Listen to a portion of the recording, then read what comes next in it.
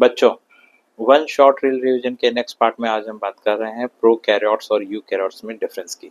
11th class में जब आप एडमिशन लेते हैं तभी से सबसे पहला पार्ट यही आता है कि प्रोकैरियोट्स और यूकैरियोट्स क्या है। देखिए, इस पे बहुत सारे क्वेश्चन बनते हैं, इसलिए आज हमने इसको लिया है।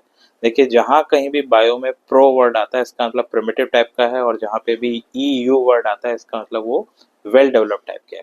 तो यहाँ पर जो प्रोकैरियोट और यूकैरियोट है, कैरियोट मीन्स न्यूक्लियस है, तो जो इनमें डिफरेंस है वो डिफरेंस ये है कि जो प्रोकैरियोट्स होते हैं उसमें न्यूक्लियस जैसी ऑर्गेनाइज्ड स्ट्रक्चर नहीं होती, जबकि यूकैरियोट्स के अंदर एक न्यूक्लियस होता है जो चारों तरफ से न्यूक्लियर मेम्ब्रेन से घिरा रहता है।